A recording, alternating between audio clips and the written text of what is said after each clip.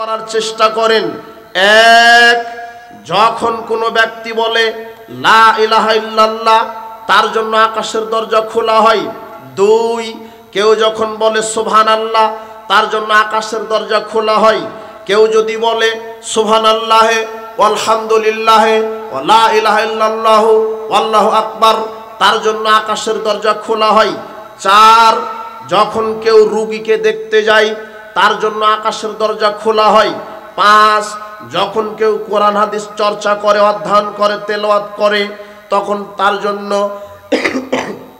আকাশের দরজা খোলা হয়।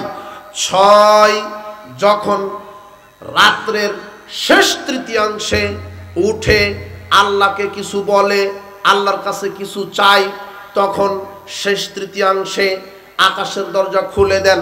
সাত, মুহাম্মদ সাল্লাল্লাহু আলাইহি ওয়াসাল্লাম বলছেন কোনো ব্যক্তি ওযু করে ঘুমাবে, ঘুম থেকে হঠাৎ উঠে যদি বলতে পারে সুবহানাল্লাহি আলহামদুলিল্লাহি ওয়া লা ইলাহা ইল্লাল্লাহু আল্লাহু আকবার লা হাওলা ওয়ালা কুওয়াতা ইল্লা বিল্লাহ সুবহানাল্লাহি, কেউ যদি ঘুম থেকে উঠেই বলতে পারে, হঠাৎ ঘুম ভেঙে গেল, ওযু করে ঘুমিয়েছিলেন রাত 1টা 2টায় হঠাৎ ঘুম ভেঙে গেল, রাসূল সাল্লাল্লাহু আলাইহি ওয়াসাল্লাম বলছেন এই সময়তে কেউ যদি বলতে পারে লা ইলাহা ইল্লাল্লাহু ওয়াহদাহু লা শারীকা লাহু লাহুল মুলকু ওয়া লাহুল হামদু ওয়া হুয়া আলা কুল্লি শাইইন কাদির ওয়া সুবহানাল্লাহি ওয়ালহামদুলিল্লাহি ওয়া লা ইলাহা ইল্লাল্লাহু আল্লাহু আকবার ওয়া লা হাওলা ওয়া লা কুওয়াতা ইল্লা বিল্লাহ, এইটুকুন বলতে বলতে তার জন্য আকাশের দরজা খোলা হয়। এই কয়টা কালেমা পাঠ করার পরে এখন ব্যক্তি যা আল্লাহর কাছে প্রার্থনা করবে আল্লাহ তাকে সবই দিয়ে দিবেন। এটা 7। 8, যখন সালাতের জন্য আজান দেওয়া হলো তখন আকাশের দরজা খোলা হয়। 9, যখন বৃষ্টি বর্ষণ করা হয় আকাশের দরজা খোলা হয়। 10, যখন যুদ্ধ সংগঠিত হয় তখন আকাশের দরজা খোলা হয়। 11, যখন সালাতের ইকামত দেওয়া হয় তখন আকাশের দরজা খোলা হয়। 12, রাসূলুল্লাহ বলছেন যখন কোনো মজলিস, কোরআন হাদিসের মাজলিস অনুষ্ঠিত হয় সেখানে ফেরেশতা নাজিল হয়, তার মানে তখন আকাশের দরজা খোলা হয়। এখন আকাশের দরজা খোলা আছে। এখন কি আছে? খোলা আছে। আকাশের দরজা কেন খুলেন? আমি রাজশাহী থেকে এখানে জাহাঙ্গীর ভাইকে ফোন দিলাম, কল দিলাম, বলেন তো কেন কল দিয়েছি? কিছু কথা বলবো তাই তো, বুঝেননি কথা? কিছু কথা বলবো তাই তো। তো আকাশের দরজা খুলেছেন মানে এখন আপনার ডাকে আল্লাহ সাড়া দিবেন, মানে এখন কিছু চাইতে হবে আপনার। বলেন আল্লাহ আমার পিতামাতা অসুস্থ, আরোগ্যতা দান করো। আল্লাহ আমার পিতামাতা মারা গেছে, কবরের শাস্তি মাফ করো। আল্লাহ আমি ছাত্র, আমার মেধা প্রজ্ঞা বাড়িয়ে দাও। আল্লাহ আমাকে নেক স্ত্রী দান করো। আল্লাহ আমাকে সৎ স্বামী দান করো। আল্লাহ আমি ব্যবসায়িক, ব্যবসাতে বারাকা দান করো। আল্লাহ আমি চাকরিজীবী, চাকরিতে বারাকা দান করো। আল্লাহ আমি কৃষক, আমার কৃষিতে বারাকা দান করো। প্রতিপালক আমি বেকার, আমাকে হালাল রুজির ব্যবস্থা করে দাও। প্রতিপালক আমি বিপদে, আমাকে বিপদ থেকে কাটিয়ে দাও। প্রতিপালক আমি ঋণগ্রস্ত, আমাকে ঋণ মুক্ত করে দাও। এভাবে আপনি চাইবেন। কেন? এই সময়ে যে 12টা আমলের কথা বলা হলো, এই 12টা সময়ে আল্লাহ 12টা আমলে আল্লাহ আকাশের দরজা খুলে দেন। এই সময় আপনি মনের ইচ্ছা আকাঙ্ক্ষা নিয়ে বৈধ কামনা বাসনা আল্লাহর কাছে প্রার্থনা করেন। এমন একটা সময় এই 12টা আমল, যেই 12টা আমলে আকাশের দরজা খোলা হয়, আর ওই সময়তে যে যা চাই আল্লাহ তাকে তাই দান করেন। এটা আমি 12টা সময় আর 12টা আমল দেখালাম। আমি কিন্তু রমাদান মাসকে বোঝাতে গিয়ে এতক্ষণ কথা বললাম। এবারে শোনেন, রমাদান মাস এমন একটা মাস, এই 12টা আমলের ধার ধারে না। সুবহানাল্লাহ বলতে হবে না, লা ইলাহা ইল্লাল্লাহ বলতে হবে না, রোগীকে দেখতে যাওয়া লাগবে না, রাত্রের শেষ তৃতীয়াংশে উঠা লাগবে না, আপনার কোরআন হাদিস পড়তে বসা লাগবে না, জোহরের 4 রাকাত সালাতের সময়ে ওই সময়ে মূল্যায়ন করতে হবে না। এটা কোনো সময়, এটা কোনো আমল দেখে না। আল্লাহ রাসূল সাল্লাল্লাহু আলাইহি ওয়াসাল্লাম বলছেন রমাদান যখনই প্রবেশ করে, রমাদানের 30টা দিন 24টা ঘন্টা প্রত্যেকটা সেকেন্ড সব দরজা খোলা আছে। সব সময় শুধু এখন দোয়া করবেন আল্লাহর কাছে। ওই যে এই ছেলে শোনো, তোমার হুজুর বলছে ইফতারের সময়ে দোয়া কবুল হয়, একেবারে নগদ মিথ্যা কথা। ইফতারের সময় কি, রমাদানের প্রত্যেকটা সেকেন্ডের মূল্য একই সমান, ইফতারের আগে হোক আর পরে হোক, বোঝা যায়নি মনে হয়। সব সময় আকাশের দরজা খোলা আছে। আর কেন খোলা রেখেছেন আল্লাহ বলেন তো? আপনার দোয়া কবুল করবেন বলে, আপনাকে ক্ষমা করবেন বলে। আল্লাহ ক্ষমা করে দাও। আমি এই যে তারাবির সালাত আদায় করছি, আমি লাইলাতুল কদর উদযাপন করছি, তাহাররাও লাইলাতুল কদর ফিল বিত্রি মিনাল আশরিল আখির মিন রমাদান। মুহাম্মদ সাল্লাল্লাহু আলাইহি ওয়াসাল্লাম বলছেন, আমি মুহাম্মদ সাল্লাল্লাহু আলাইহি ওয়াসাল্লাম বলছি, রমাদানের শেষ দশকের বেজোর রাত্রিগুলি লাইলাতুল কদর হিসেবে মূল্যায়ন করো। শুধু 27 রাত মূল্যায়ন করলে বেদাত হবে। কয়টা রাত্রি মূল্যায়ন করা লাগবে? বেজোর 5টা। আমলের উসিলাই, সৎ আমলের উসিলাই দোয়া করবেন, আল্লাহ আজকে গোটা দিন সিয়াম রেখেছিলাম, আজকে 2 পৃষ্ঠা কোরআন পড়েছি, আজকে 10টা টাকা দান করেছি, আল্লাহ গত রাত্রে তারাবির সালাত আদায় করেছি, গত রাত্রে লাইলাতুল কদর উদযাপন করেছি, আল্লাহ আমি তারাবির সালাত আদায় করছি, এই সৎ আমলের উসিলায় আমার দোয়া কবুল করো, আমার পাপ ক্ষমা করো, আমার পিতামাতাকে সুস্থতা দান করো। কেননা আকাশের দরজা খোলা আছে, আপনি তওবা করেন, পাপ থেকে ক্ষমা চান, আল্লাহ আপনার সব পাপ ক্ষমা করে দিবে। এই জন্যই জিবরাইল আমিন বলছেন, রমাদান মাস চলে গেল, এরপরও পাপ ক্ষমা যার হলো না, আল্লাহ তাকে কি করুন? ধ্বংস করুন। এই বাক্যটা এতক্ষণ আপনাকে বোঝালাম। তাহলে রমাদান শেষ, এখন শাওয়াল, 6টা সিয়াম রাখবেন। রাসূল সাল্লাল্লাহু আলাইহি ওয়াসাল্লাম বলছেন 6টা সিয়াম যে রাখবে, রমাদানের 30টা রাখার পরে 6টা যে রাখবে, তাহলে আল্লাহ তাকে পুরো 1 বছর সিয়াম রাখার নেকি লিখে দিবেন। তাহলে 6টা সিয়াম রাখার তৌফিক দান করুন, আল্লাহুম্মা আমিন। এখনো অনেক কেউ দাঁড়িয়ে আছে, আর অনেক মানুষ রাস্তা দিয়ে হাঁটা চলাচল করছে, আর এখনো কিছু নারী পশু প্রাণীর মতো কথা বলছে। আমি তো এখনো অবাক হলাম যে মানুষ সত্য আছে। আমি বলেছি মানুষের পরিচয় দিয়ে এখানে বসে থাকতে হবে, কোনো এদিক ওদিক চলবে না। বলছিলাম কবরের শাস্তি, কি বিষয়? কবরের শাস্তি। আল্লাহ সুবহানাহু ওয়া তাআলা বলছেন, ইসাব্বিতুল্লাহুল্লাযীনা আমানু বিল কওলিস সাবিত ফিল হায়াতিদ দুনিয়া ওয়া ফিল আখিরাহ। যারা প্রতিষ্ঠিত বাণীর উপর ঈমান এনেছে, আশহাদু আল্লা ইলাহা ইল্লাল্লাহু ওয়া আশহাদু আন্না মুহাম্মাদান আবদুহু ওয়া রাসূলুহু, এটা প্রতিষ্ঠিত বাণী। যারা এই বাণীর উপর ঈমান এনে নিজের জীবনকে ঈমান, আমল, আকীদায় বাস্তবায়ন করেছে, আল্লাহ তাদেরকে দুনিয়াতে দৃঢ় রাখবেন, বিচারের মাঠে দৃঢ় রাখবেন। এখানে আপনাদেরকে কয়েকটা পয়েন্ট বলে রাখা ভালো হবে। প্রথম অবস্থায় মৃত্যু সম্পর্কে কিছু সময় আলোচনা হবে। দ্বিতীয় অবস্থায় আপনার কবরের জীবন সম্পর্কে আলোচনা হবে। তৃতীয় অবস্থায় আলোচনা হবে কবরের শাস্তি হওয়ার কারণ। চতুর্থ ধাপে আলোচনা হবে কবরের শাস্তির ধরন। পঞ্চম আলোচনা হবে কবরের শাস্তি থেকে বাঁচার উপায়। সপ্তম অংশ আলোচনা হবে কবরের শাস্তি থেকে মুক্ত কারা। খুব সংক্ষিপ্ত সময়ে, রাত গভীর হওয়ার দিকে চলে গেছে, আমরা কয়েকটা পয়েন্টে সংক্ষিপ্তভাবে আলোচনা করব। প্রথম অবস্থায় আসেন আমরা মৃত্যু সম্পর্কে কয়েক মিনিট আলোচনা করার, শোনার চেষ্টা করি। আল্লাহ সুবহানাহু ওয়া তাআলা বলছেন, قل إن الموت الذي تفرون منه فإنه ملاقيكم।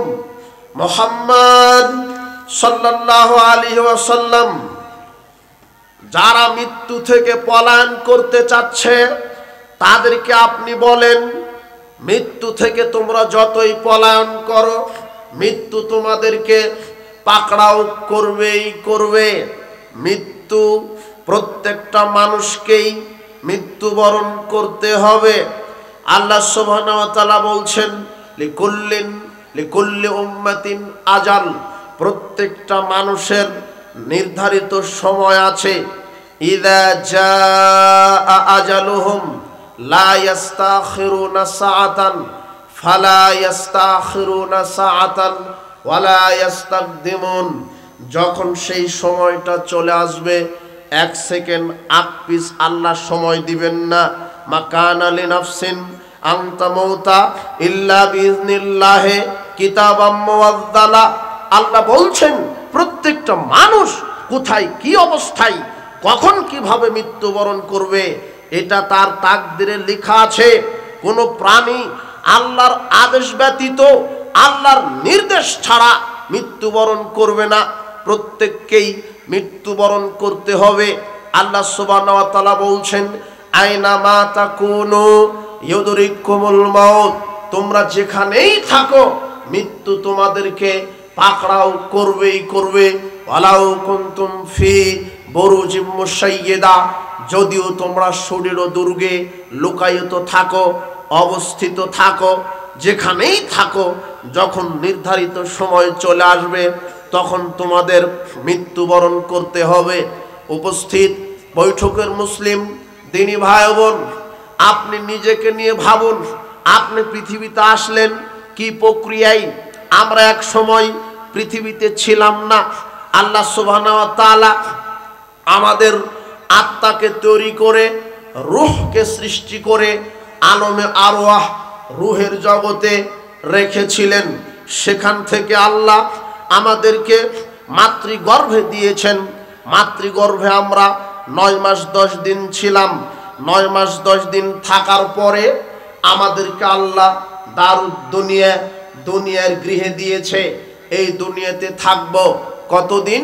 আবু হুরায়রা রাদিয়াল্লাহু আনহু বলছেন, রাসূল সাল্লাল্লাহু আলাইহি ওয়াসাল্লাম বলেছেন, আমার উম্মতি মা বাইনা ইলা 70 ওয়া 60 ইলা 70।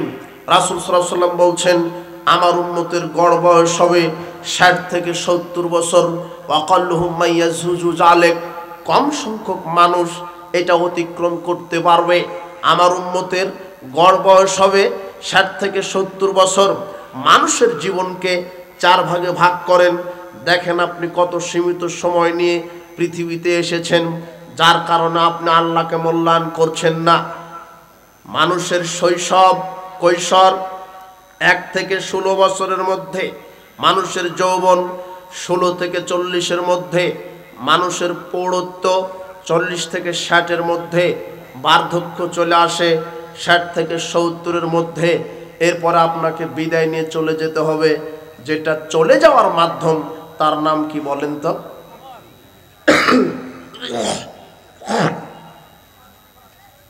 তার নাম কি? মৃত্যু।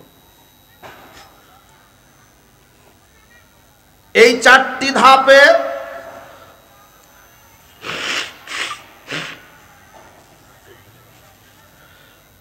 প্রত্যেকটা মানুষ এই 4টি ধাপকে অতিক্রম করতে হয়। রাসূল সাল্লাল্লাহু আলাইহি ওয়াসাল্লাম বলছেন, খুব কম সংখ্যক ব্যক্তি তা অতিক্রম করতে পারবে। তবে বার্ধক্য চলে আসবে, এরপরে কবরমুখী হতে হবে। মানুষকে প্রতিদিন মৃত্যুর কথা স্মরণ করতে হবে। পৃথিবীর সবচাইতে ভদ্র শ্রেষ্ঠ মানুষ মুহাম্মদ সাল্লাল্লাহু আলাইহি ওয়াসাল্লাম, তাকে আল্লাহ সুবহানাহু ওয়া তাআলা মৃত্যুর কথা স্মরণ করিয়ে দিচ্ছেন জিবরিল আমিনের মাধ্যমে।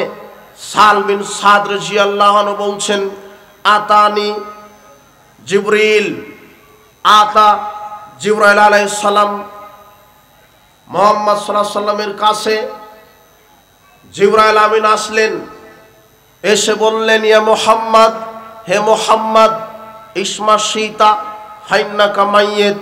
যতদিন ইচ্ছা জীবন যাপন করুন, তবে আপনাকে মৃত্যুবরণ করতে হবে।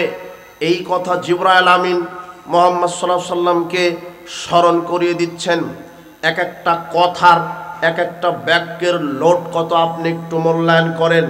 সর্বশ্রেষ্ঠ মানুষ, তাকে আল্লাহ সুবহানাহু ওয়া তাআলা জিবরাইলের মাধ্যমে মৃত্যুর কথা স্মরণ করিয়ে দিচ্ছেন।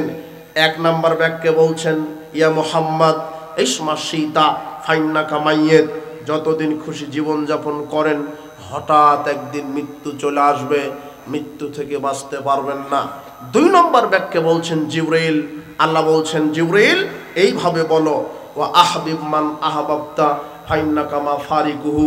মুহাম্মদ সাল্লাল্লাহু আলাইহি সাল্লাম, দুনিয়াতে যত দলপাটি করো না কেন, যত সেনাবাহিনী তোমার থাক না কেন, যতই দলপাটি তোমার থাক না কেন, যতই সঙ্গপঙ্গ থাক না কেন, কবরে একাই চলে যেতে হবে। কবরে কেউ তোমার সাথে যাবে না। ওয়ামাল মাশিতা ফাইন্নাকা মাজুন বিহি। তৃতীয় ব্যাখ্যা বলছেন মুহাম্মদ সাল্লাল্লাহু আলাইহি ওয়াসাল্লাম, আপনি যেই আমলই করেন আল্লাহর কাছে হিসাব দিতে হবে, আল্লাহ আপনার হিসাব নিবেই। মুহাম্মদ সাল্লাল্লাহু আলাইহি ওয়াসাল্লাম, আপনি যেই আমলই করেন আল্লাহ আপনার হিসাব নিবেই। খারাপ আমল করলেও নিবে, ভালো আমল করলেও নিবে। এই হাদিস থেকে আমরা কি শিক্ষা লাভ করতে পারি? আমাদের মৃত্যুবরণ করতে হবে, মৃত্যুর কথা স্মরণে রাখতে হবে। আমাদেরকেও এটা বুঝতে হবে, দুনিয়াতে যত ক্ষমতা আমার থাক, যত অর্থ থাক, যত সৈন্যবল থাক, আমাকে এটা বিশ্বাস করতে হবে, একাই কবরে যেতে হবে, একাই কবরে যেতে হবে, কেউ যাবে না। এরপরে আমাকে এটা শিক্ষা নিতে হবে হাদিস থেকে, যে আমি যেই আমলি করি, দেখছেন কে? কে দেখছেন? আর এই আমলের হিসাব কে নিবে? আল্লাহ। ভালো করেন, খারাপ করেন, হিসাব হবেই। দুনিয়ার জীবনকে প্রাধান্য দিবেন না। আমরা ছোটবেলাতে নদীতে গোসল দিতে, নদী বুঝেন তো, তাই না? পুকুর বলেন কি? পুকুর, পুকুরও বুঝেন। পুকুর অথবা নদীতে যখন গোসল দিতে যেতাম, তখন আমি পানিটা খামসা ধরে পানিকে ধরার চেষ্টা করতাম। আচ্ছা, আপনি যদি সকাল থেকে সন্ধ্যা পর্যন্ত পানি ধরার চেষ্টা করেন, আপনি কি হাত দিয়ে ধরতে পারবেন?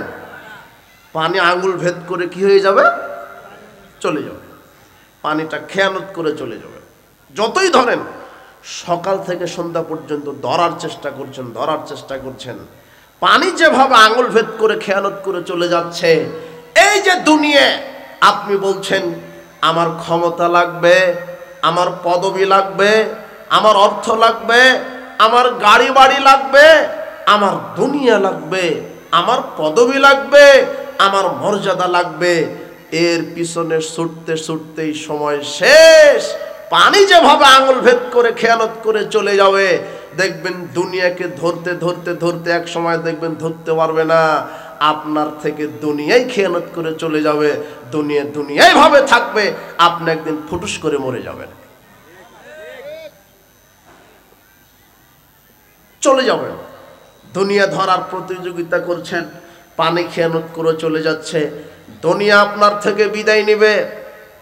আপনি মনে করেন না আমি পদবিতে আছি, আমি মর্যাদায় আছি, আমি অমুক। আপনি এইভাবে দাম্ভিকতা দেখায়েন না।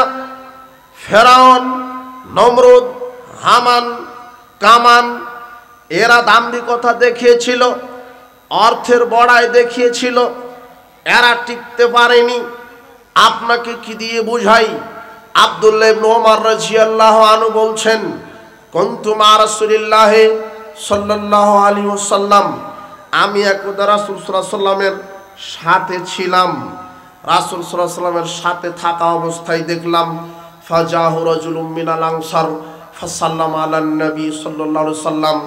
আনসার গোত্রের এক ব্যক্তি এসে আমাদের নবী মুহাম্মদ সাল্লাল্লাহু আলাইহি ওয়াসাল্লামকে সালাম দিলেন। তিনি সালামের জবাব নিলেন।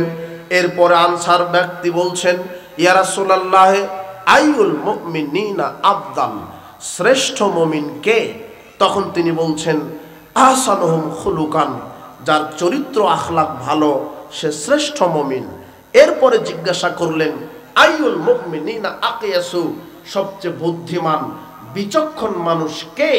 তখন তিনি বলছেন, আকসারুহুম লিল মাউতি যিকরান, যে ব্যক্তি বেশি বেশি মৃত্যুকে স্মরণ করে, ও হাসানুহুম লিমা বা'দা ইস্তিদাদান, আর কবরে যাওয়ার জন্য পাথেও সংগ্রহ করে। কোথায় যাওয়ার জন্য? আমার কথা কি বুঝতে পারেন? সবচেয়ে সবচেয়ে বুদ্ধিমান বিচক্ষণ মানুষ যে মৃত্যুকে স্মরণ করে আর কবরে যাওয়ার জন্য পাথেয় সংগ্রহ করে। আমরা তো দুনিয়াবি পাথেয় সংগ্রহ নিয়ে ব্যস্ত আছি। আমাদের ব্যাংকে 1000 কোটি টাকা থাকতে হবে, 5টা গাড়ি থাকতে হবে, 10টা পুকুর থাকতে হবে, কয়েকটা বিল্ডিং থাকতে হবে, ঢাকাতে বাড়ি ফ্ল্যাট থাকতে হবে, আমেরিকাতে বিল্ডিং থাকতে হবে, কয়েক যুগ আমাকে ক্ষমতায় থাকতে হবে। আপনি দুনিয়া নিয়ে ব্যস্ত আছেন। শোনেন, আপনি যে এইভাবে দাম্ভিকতা করছেন, আপনি বলছেন এই রাস্তাটা আমার দাদার নামে, এই রাস্তা, এই সেতুটা আমার দাদার নামে, এই বিশ্ববিদ্যালয়টা আমার নামে, এই যে 100 একর জমিটা আমার নামে হয়েছে। আপনাকে যদি সারা পৃথিবীটা আপনার নামে লিখে দেওয়া হয় আর পরকালে যদি জান্নাত আপনার নামে না থাকে, আপনার চাইতে দুর্ভাগা আর কুকুর শিগালও হবে না। আর পৃথিবীতে আপনার কিছুই নাই, কিন্তু পরকালে যদি আপনার নামে আল্লাহ জান্নাতটা লিখে দেন, বিশ্বাস করেন আপনার চাইতে সফল ব্যক্তি আর কেউ হতে পারে না। আপনি এই দুনিয়া নিয়ে পড়ে আছেন কেন? যেই দুনিয়ার সময়সীমা 60-70 বছর। এই জন্য আপনি হালাল হারাম দেখছেন না। আপনি এত গর্ব করেন, এত ক্ষমতার অপব্যবহার করেন। মানে ফেরাউন চলে গেছে, নমরুদ চলে গেছে, এই 60-70-80 বছর জীবনকে প্রাধান্য দিতে গিয়ে আপনি মানুষকে মানুষ মনে করছেন না, হালাল হারাম বিবেচনা করছেন না, পাপকে পাপ মনে করছেন না। বিশ্বাস করেন, মৃত্যু যখন চলে আসবে আপনাকে কবর ছেড়ে দিবে না, বিচারের মাঠ ছেড়ে দিবে না, পুলসিরাতে পার হতে লাগবেন, খারাপ আমলের কারণে কেটে জাহান্নামে পড়তে লাগবেন। জাহান্নামে পড়তে লাগবে 70 বছর। কত বছর? শুধু পড়তেই লাগবে। দুনিয়াকে এইভাবে প্রাধান্য দিয়ে পরকালকে ভুলে থাকেন না। সবচাইতে বিচক্ষণ বুদ্ধিমান মানুষ যে পরকালের জন্য পাথেয় সংগ্রহ করে, সৎ আমল করে।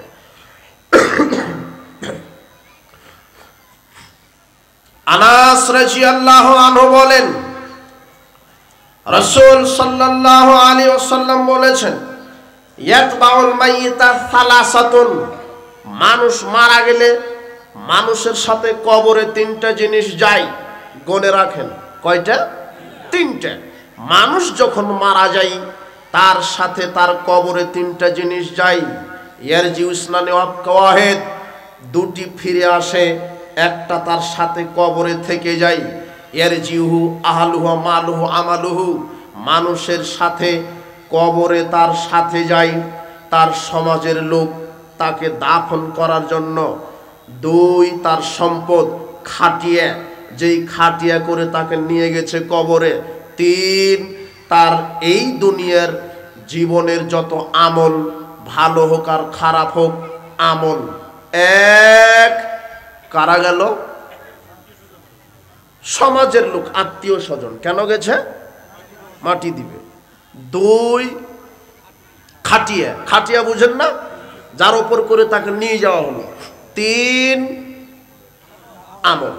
এই যে 60-70-100 বছর যে বেঁচে ছিল, এই যেই 100 বছর 70-80 বছরে বেঁচে থাকা যত আমল, সব আমল তার সাথে কোথায় গেল? কবরে। ইয়ারজিউ ইসনানে, 2টা জিনিস ফিরে চলে আসবে, ওরা কবরে থাকবে না। 1, বলেন তো কে? আত্মীয় স্বজন, সমাজের লোক, ওরা থাকবে না, মাটি দিতে দেরি আর থাকবে না। 2, কোনটা চলে আসবে? খাটিয়ে, ও থাকবে না। ওয়াকাওয়াহিদ মাহু, তার সাথে একটা জিনিস থাকবে, বলেন তো কি? তার আমল। তার আমল থাকবে, কেউ থাকবে না। আপনি যে দুনিয়াতে এত কিছু করছেন, যে ছেলে মেয়ে স্ত্রীর জন্য হালাল হারাম দেখছেন না, ওরা কেউ থাকবে না। এখন মারা যান, মারা যাওয়ার সাথে সাথে আপনার নিজের আত্মীয়রা আপনার নাম আর মুখে নেবে না, বলবে যে লাশটা তাড়াতাড়ি দাফন করতে হবে, আর নাম নিবে না। মারা যেতে দেরি, নাম ছিল আব্দুর রহমান, আর কেউ আব্দুর রহমান বলে ডাকবে না, বলবে লাশ। কি বলবে বলেন তো? লাশ। এই যে এত কিছু করছেন, কবরে কেউ থাকবে না। বিচার মাঠে ছেলে তার বাপ থেকে পালাবে, মা তার সন্তান থেকে পালাবে, আত্মীয় স্বজন থেকে পালাবে। যাদের জন্য আপনি দুনিয়া দুনিয়া করে মরছেন, এরা কেউ থাকবে না। অথচ যে আমলটা করবেন আল্লাহকে খুশি করার জন্য সে আমল থাকবে, অথবা যে শয়তানে আমল করবেন সে আমল থাকবে, সবাই ফিরে চলে আসবে। এই আমল যখন থাকবে, এখন আপনার পরিস্থিতি কি হতে পারে? বারা ইবনে আযিব রাদিয়াল্লাহু আনহু বলেন, রাসূল সাল্লাল্লাহু আলাইহি ওয়াসাল্লাম বলেছেন, তুআদু রূহু ফি জাসাদিহি, মাইয়িতকে যখন কবরে রাখা হয় তখন তার দেহে আল্লাহ আবার আত্মাকে ফিরিয়ে দেন। এখানে হাদিসের ওপরের অংশ একটু বলি, তাহলে বুঝতে পারবেন। পৃথিবীতে প্রত্যেকটা মানুষ অপরাধী, পৃথিবীতে প্রত্যেকটা মানুষ পাপী, পৃথিবীর প্রত্যেকটা মানুষই পাপী। তবে আপনি কি সুনিশ্চিত যে আমার পাপটা ক্ষমা হয়েছে? কেউ কি বলতে পারবেন নাকি? আমি যে ক্ষমা চাইছি, 60-70 বছর ধরে তওবা করেছি, আল্লাহ কি আমার তওবা কবুল করেছে? এটা কেউ বলতে পারবে না। তবে হ্যাঁ, মানুষ এই দুনিয়াতেই বলতে পারবে নিশ্চিত, সে নিজে জানতে পারবে, অন্য কাউকে জানাতে পারবে না। মানুষ আপনার তওবাটা আল্লাহ ক্ষমা করেছেন না করেননি আপনি নিজে জানতে পারবেন, কিন্তু দ্বিতীয় কাউকে জানাতে পারবেন না। এটা যার তওবা কবুল হবে সে জানতে পারবেই, আর যার তওবা কবুল হবে না সেও জানতে পারবে। আশ্চর্য একটা কথা, এই তথ্যটা কোরআনে আছে, এই তথ্যটা হাদিসে আছে। আপনি 70 বছর ধরে আল্লাহকে বলছেন আল্লাহ ভুল হয়েছে, ক্ষমা করো, আর করব না, কিন্তু এটা যে সুনিশ্চিত ক্ষমা হয়েছে আপনি বলতে পারছেন না।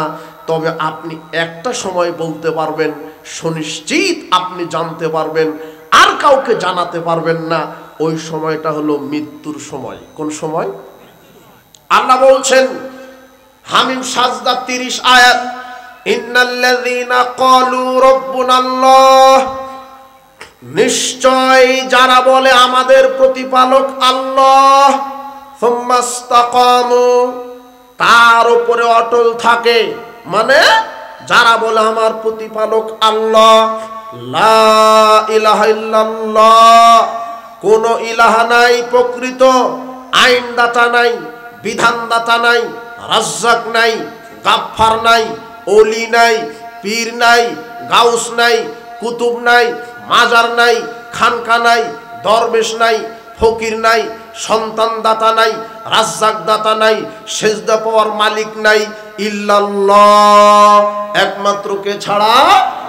এই কথার উপরে যারা টিকে থাকবে, যারা কোনোদিন আল্লাহর সাথে শরীক করেনি, যারা মাজারে খানকায় মানত করেনি, যারা পীরের উসিলায় জান্নাত তালাশ করেনি, যারা তাবিজ ঝুলায়নি, যারা মানুষের কোনো দিবসকে মূল্যায়ন করেনি, যারা মানুষের কোনো দিবসকে পূজা করেনি, যারা কোনো পীর মাজারে সেজদা করেনি, যারা আল্লাহ ছাড়া কারো বিধান মানেনি, এদেরকে আল্লাহ মৃত্যুর সময় কি করবেন?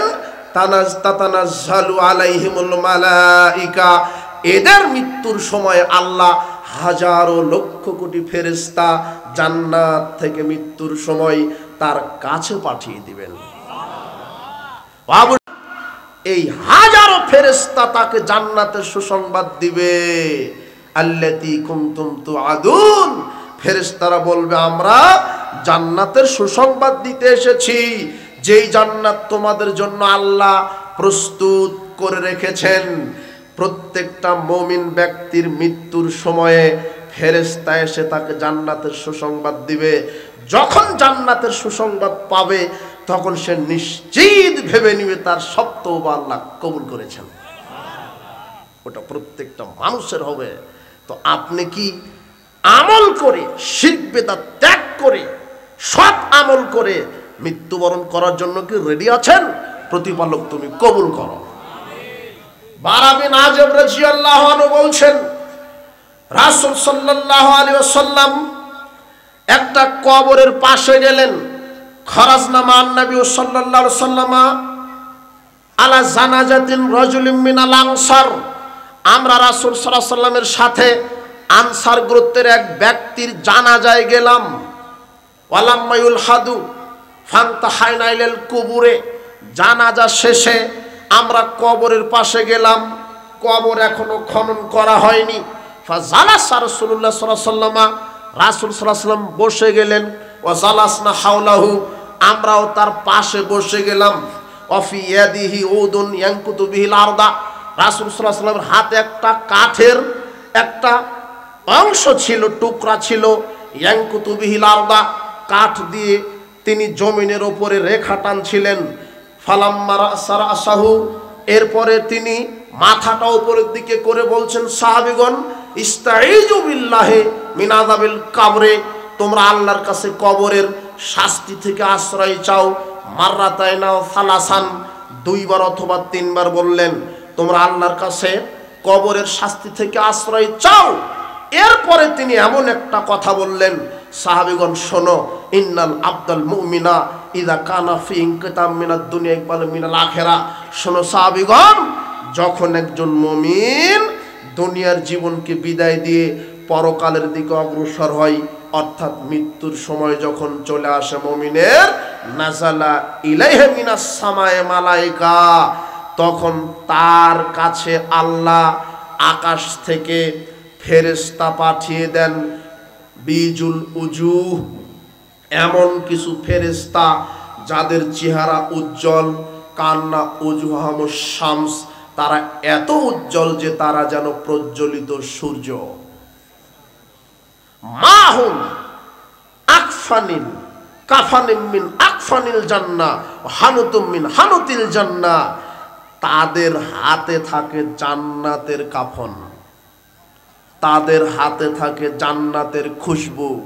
হাত্তা ইয়াজলিসু মিনু মাদ্দাল বাসার, ওই মুমূর্ষ ব্যক্তির তত দূর পর্যন্ত তারা ওই জায়গায় বসে থাকে, যত দূর এই ব্যক্তির চোখের দৃষ্টি চলে যায় অত দূর বসে আছে হাজারো লক্ষ কোটি ফেরেশতা জান্নাতের কাফন নিয়ে, জান্নাতের সুগন্ধি নিয়ে, শুধু মুমিন ব্যক্তির আত্মাটা রিসিভ করবে। এই জন্য এখনো বুঝেননি মনে হয়, জান্নাত থেকে কয়েক হাজার লক্ষ কোটি ফেরেশতা আল্লাহ পাঠিয়ে দিয়েছেন।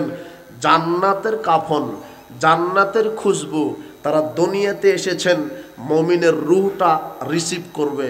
ইয়াজিউ মালাকুল মাউত, চট করে মালাকুল মাউত চলে আসে। হাত্তা ইয়াজলিস ইনদা রাসিহি, এই মুমিন ব্যক্তির মাথার পাশে বসে, মাথার পাশে বসে বলে, ইয়া আইয়াতুহান নাফসুত তাইয়্যিবা উখরুজি ইলা মাগফিরাতিম মিনাল্লাহি ওয়া রিদওয়ানিন। মালাকুল মাউত মাথায় হাত বুলায় আর বলে, বের হয়ে আসো প্রশান্ত আত্মা, বের হয়ে আসো প্রশান্ত আত্মা, আল্লাহর ক্ষমার দিকে, আল্লাহর সন্তুষ্টির দিকে। তাসিলু কামা তাসিলুল কাতরাতু মিন ফিস সিকায়, যখন ফেরেশতা মালাকুল মাউত বলে বের হয়ে আসো, তখন গ্লাস থেকে পানি ঢাললে যেমন, গ্লাসটা কাট করলে যেমন পানি এমনিতেই পড়ে যায়, মুমিন ব্যক্তিটার রূহটা এমনিতেই মালাকুল মাউতের হাতে চলে আসে।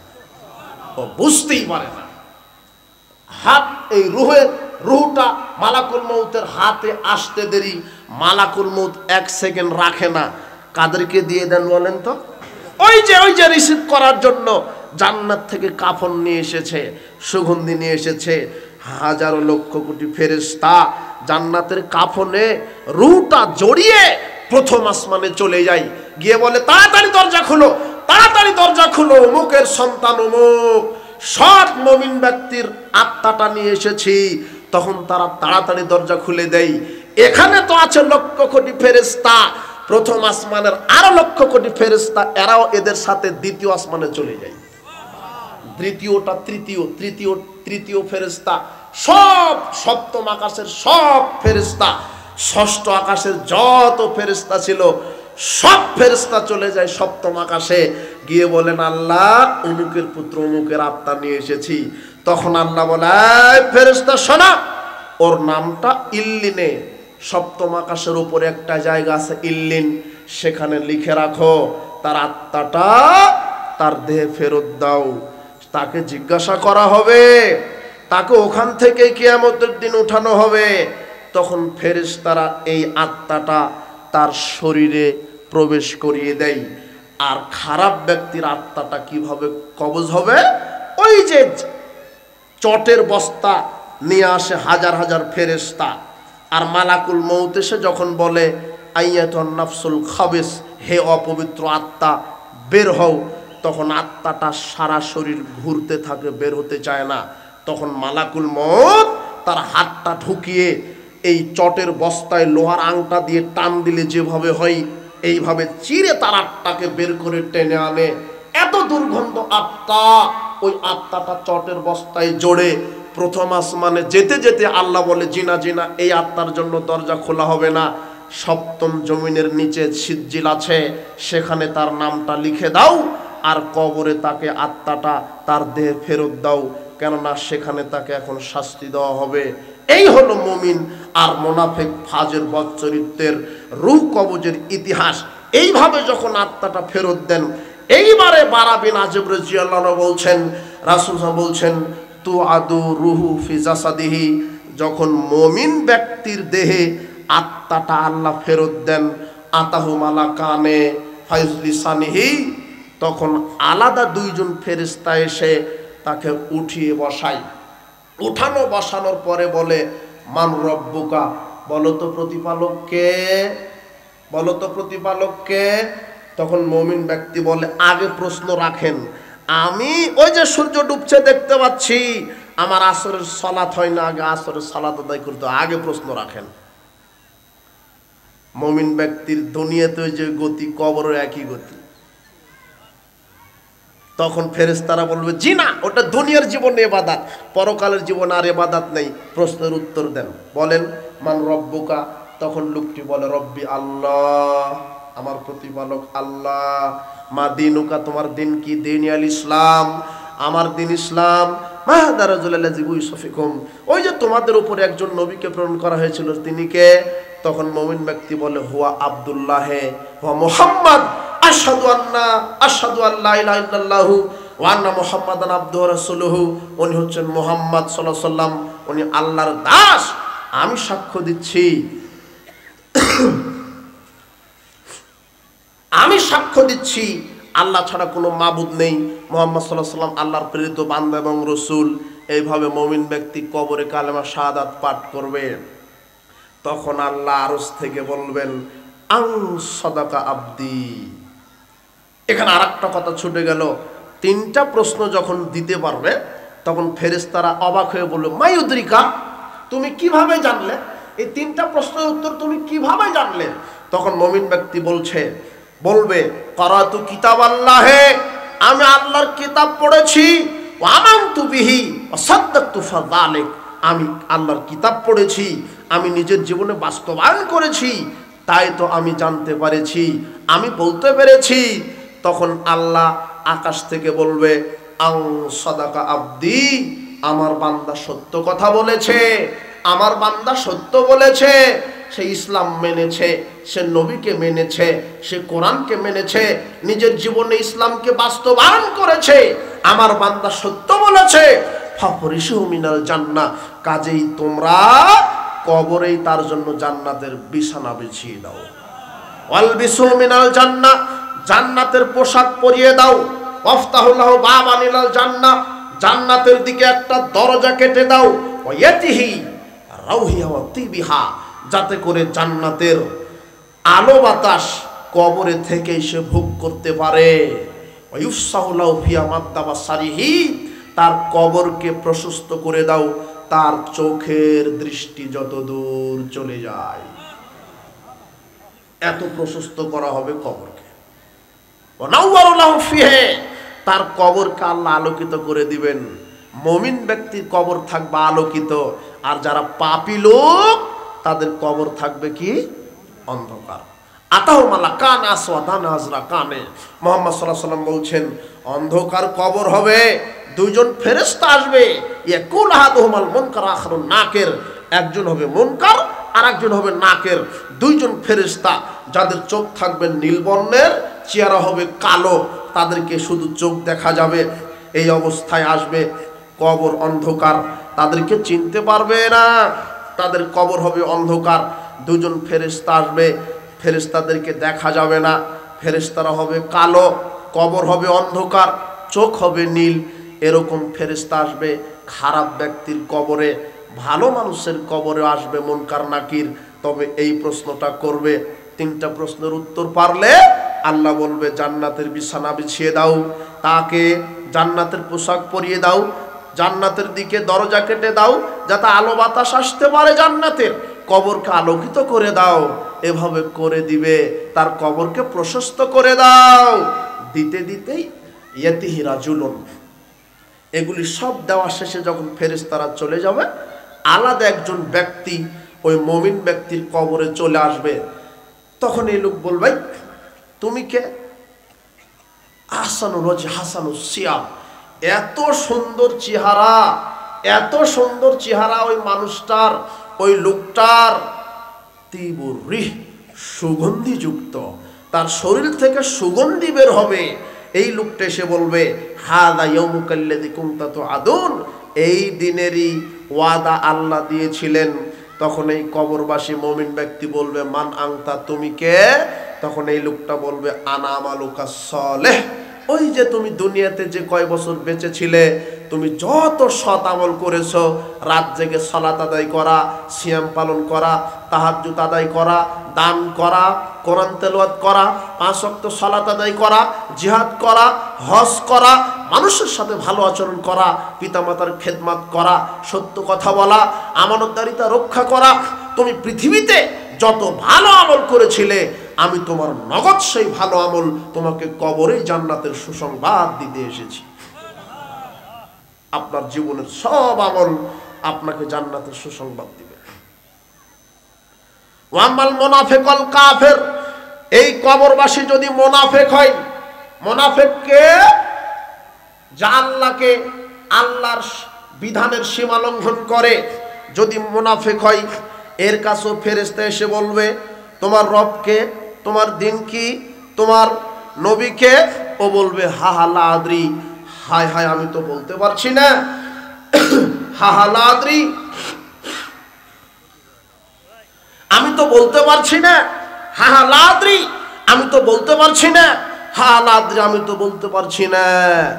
তখন আল্লাহ বলবেন আনকে দাবা, আমার ওই কবরের ওই লোকটা, বান্দাটা মিথ্যা বলছে, ফাফরিশু মিনান নার, তাকে জাহান্নামের বিছানা বিছিয়ে দাও, অলবিসু মিনান নার, জাহান্নামের পোশাক পরিয়ে দাও, জাহান্নামের দিকে দরজা কেটে দাও, ওয়াতি হাররিহা সামুমিহা, যাতে করে জাহান্নামের আগুন এসে তাকে কবরেই জ্বালিয়ে দিতে পারে।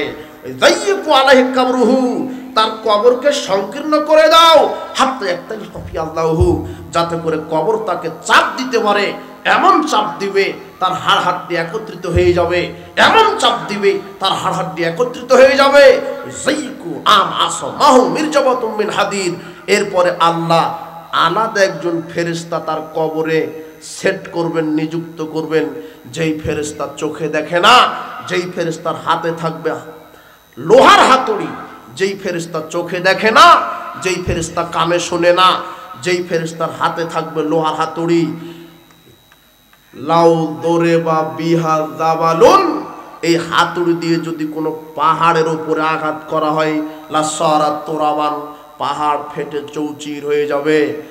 এই পাথরের, এই লোহার হাতুড়ি দিয়ে এই কবরবাসীকে পিটাতে থাকা হবে। জারবাতান, কবরবাসী চিৎকার করবে, মা বাইনাল মাশরিক ওয়াল মাগরিব ইল্লা সাকালাইন, পূর্ব পশ্চিমের যত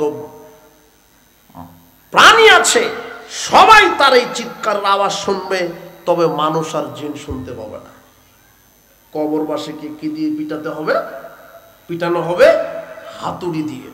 যদি আমল খারাপ হয়, যদি আমল খারাপ হয় তাহলে হাতুড়ি দিয়ে পিটাতে হবে। পিটাবে, পিটাতে পিটাতে এক লোক চলে আসবে, ব্যক্তি, দুর্গন্ধযুক্ত মানুষ, এসে বলবে আফসির বিল্লাজি শুকা, তোমাকে আমি দুঃসংবাদ দিতে এসেছি। তখন এই লোকটা বলবে তুমি কে? তখন এই ব্যক্তি বলবে আনা আমালুকাল খাবেস, ওই যে তুমি দুনিয়াতে বেঁচে থাকতে যত খারাপ আমল করেছিলে, আমি তোমার খারাপ আমল, আমি কবরে তোমাকে দুঃসংবাদ দিতে এসেছি। বলছিলাম এই হলো মুমিন ব্যক্তির কবরের জীবন, আর এই হলো খারাপ বদ শ্রেণীর মানুষের কবরের জীবন। আপনাকে কি দিয়ে বোঝায়? প্রতিপালক, আকাশের দরজা খোলা আছে, ভুল ত্রুটি ক্ষমা করো, কবরের শাস্তি মাফ করো, আমাদের সহজ হিসাব নিয়ে জান্নাতের মেহমান হিসেবে আমাদেরকে কবুল করো। বলছিলাম সংক্ষিপ্ত সময়ে আলোচনার শেষের দিকে কবরের জীবন বোঝানো হলো। এরপরে আসেন কবরের শাস্তির কারণ, কি কি কারণে কবরের শাস্তি হবে। এক, কেউ যদি আল্লাহর সাথে শিরক করে, শিরক কি?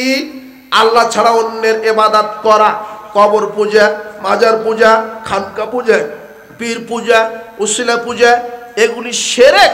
মাজারে সেজদা করলে শিরক হয়। পীরের উসিলা ছাড়া জান্নাত হবে না, এই আকীদা শিরক। পীরের দরগায় মানত করলে বালা মুসিবত দূর হয়, এই আকীদা শিরক। এগুলি বড় বড় শিরক। তাবিজ ঝুলানো শিরক। শোনেন, তাবিজ তো হাতে গলায় কোমরে ঝুলিয়ে রেখেছেন।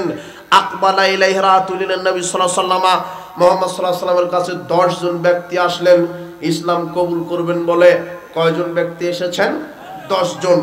বায়াতা তিসআতান আমসাকা 9 দিন 9 জনকে মুহাম্মদ সাল্লাল্লাহু আলাইহি ওয়াসাল্লাম ইসলাম কবুল করিয়ে দিলেন, আর একজনকে ইসলাম কবুল করালেন না।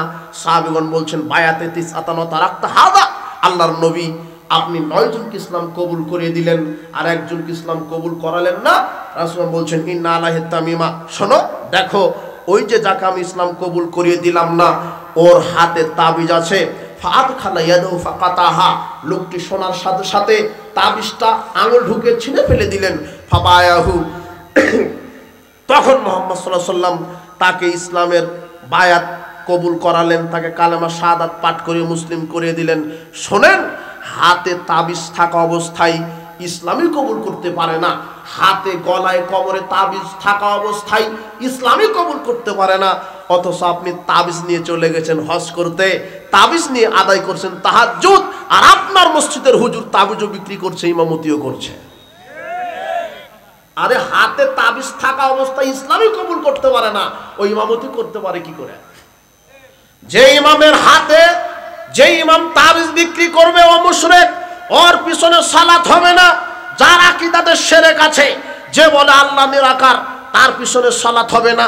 যার আকীদা আল্লাহ সব জায়গাতে বিরাজমান, তার পিছনে সালাত হবে না। যে ইমাম বিশ্বাস করে মুহাম্মদ সাল্লাল্লাহু আলাইহি ওয়াসাল্লাম গায়েব জানে, তার পিছনে সালাত হবে না। যে ইমাম বিশ্বাস করে হায়াতুন নবীতে, নবী কবরে জীবিত আছে, ওয়াল্লাহি আল্লাহর কসম, যদি মুহাম্মদ সাল্লাল্লাহু আলাইহি ওয়াসাল্লাম হায়াতুন নবী, জীবিত নবী, সে জীবিত আছে, তার মানে সে তো আর কোনোদিন মারা যাবেন না। যদি কোনোদিন মারা না যায়, তাহলে মুহাম্মদ সাল্লাল্লাহু আলাইহি ওয়াসাল্লাম হবেন চিরঞ্জীব। নাউজুবিল্লাহি মিন জালিক। চিরঞ্জীব কে? চিরঞ্জীব আল্লাহ। যদি কেউ বিশ্বাস করে হায়াতুন নবীতে, তাহলে সে মুশরিক। এই আকীদা সম্বলিত ইমামের পিছনে সালাত হবে না। যদি কেউ বিশ্বাস করে পীরের উসিলা ছাড়া, পীরের সুপারিশ ছাড়া জান্নাত হবে না, পীর সাহেব হেদায়েত দিতে পারে, পীরের হাতে মুরিদ হলে বায়াত নিলে পীর হেদায়েত দিতে পারে, জি না। পীর তো বহুদূরের কথা, নবীদের ক্ষমতা হয়নি কাউকে হেদায়েত দেওয়ার। নূহ আলাইহিস সালাম তার ছেলেকে হেদায়েত দিতে পারেননি, ইব্রাহিম আলাইহিস সালাম তার বাপকে হেদায়েত দিতে পারেননি। সর্বশ্রেষ্ঠ মানুষ, সর্বশ্রেষ্ঠ মহামানব মুহাম্মদ সাল্লাল্লাহু আলাইহি ওয়াসাল্লাম, তিনি তার চাচাকে হেদায়েত দিতে পারেননি। তিনি তার চাচা আবু তালেবের মৃত্যুর সময় বলছে, ইয়া আম্মি, হে আমার চাচা, একবার বলেন লা ইলাহা ইল্লাল্লাহ। হে আমার চাচা, একবার বলেন লা ইলাহা ইল্লাল্লাহ, তাহলে আমি সুপারিশ করব যাতে করে আল্লাহ আপনাকে জান্নাত দেয়। হে আমার চাচা, আপনি শুধু একবার বলেন লা ইলাহা ইল্লাল্লাহ, আপনি বলেন, আমি সুপারিশ করে জান্নাতে নিয়ে যাব। তখন আল্লাহ বলছেন সূরা কাসাসের 56 আয়াত নাজিল করে, ইন্নাকা লা তাহদি মান আহবাবতা, হে মুহাম্মদ সাল্লাল্লাহু আলাইহি ওয়াসাল্লাম, আপনি আপনার চাচাকে ভালোবাসেন বলে আপনি হেদায়েত দিবেন। ওয়ালাকিন্নাল্লাহা ইয়াহদি মান ইয়াশা, হেদায়েতের ক্ষমতা আমি আল্লাহর হাতে। আরে মুহাম্মদ সাল্লাল্লাহু আলাইহি ওয়াসাল্লাম যদি তার চাচাকে, তার উম্মতের কাউকে যদি হেদায়েত দিতে না পারে, তাহলে পৃথিবীর কোন বাপের বেটা আছে পীর আছে? তার মানে যারা বলছে পীরের মুরিদ হলে পীর হেদায়েত দিয়ে জান্নাতে নিয়ে যাবে, এগুলি সব ধর্মের নামে টাটকা ভণ্ডামি। এগুলি আর ভণ্ডামি ছাড়া কিছু নয়। পীর পূজা শিরক, মাজার পূজা শিরক, খানকা পূজা শিরক। এই শিরকি আকীদা থাকলে ঈমান নষ্ট হবে। এই জন্য বলছি, তাবিজ ঝুলালে শিরক হবে, কপালে কালো টিপ দিলে শিরক হবে, পয়লা বৈশাখকে যদি কেউ মূল্যায়ন করে শিরক হবে। তুমি ইতর, তুমি কুকুর, তুমি কাপুরুষ, তুমি কেন পয়লা বৈশাখ পালন করবে? তুমি মুসলিম, এসো হে বৈশাখ মঙ্গল শোভাযাত্রা। জি না, আল্লাহর কাছে প্রত্যেকটা দিন সমান। কোন নির্দিষ্ট দিন কল্যাণের জন্য নির্ধারণ করা শিরক, কোন একটা নির্দিষ্ট দিন কল্যাণ হিসেবে ধারণ করা শিরক। পয়লা বৈশাখকে যারা মূল্যায়ন করে, মানুষের তৈরি করা কোনো দিবসকে মূল্যায়ন করা শিরক। কপালে কালো টিপ দেওয়া শিরক। শুনেন, সকালে দোকান থেকে বাকি বিক্রি করা যাবে না জিনিস, এই আকীদা শিরক। রাত্রে ঘরের আবর্জনা ঝাড়ু দেওয়া যায় না, এই আকীদা শিরক। রাত্রে গাছ থেকে ফল পাতা পাড়া যায় না, এই আকীদা শিরক। ঘরের আবর্জনা ঝাড়ু দেওয়া যায় না, আকীদা শিরক। স্বামী স্ত্রী অপবিত্র অবস্থায় কিছু করতে পারে না, এই আকীদা শিরক। কত যে শিরক সমাজে চালু আছে, ঠিক ঠিক ঠিক ঠিক করছে কথা ঠিক, এই আকীদা শিরক। এই শিরকি আকীদা নিয়ে মারা গেলে কবরের শাস্তি হবে। প্রতিপালক আমাদেরকে শিরকের গুনাহ থেকে বাঁচিয়ে দাও। শিরক করলে কবরের শাস্তি হয়। 2, কুফরি করে মারা গেলে শাস্তি হয়। 3, মুনাফিকি থাকলে শাস্তি হয়। 4, পেশাব থেকে সতর্কতা অবলম্বন না করলে শাস্তি হয়। 5, মিথ্যা কথা বললে কবরের শাস্তি হয়। 6, সুদ খেলে কবরের শাস্তি হয়। 7, জেনা করে মারা গেলে কবরের শাস্তি হয়। 8, কোরআন হাদিস জানার পরেও কোরআন হাদিস যারা আমল করবে না তাদের কবরের শাস্তি হয়। 9, যারা সালাত আদায় 5 ওয়াক্ত করে না তাদের কবরের শাস্তি হয়।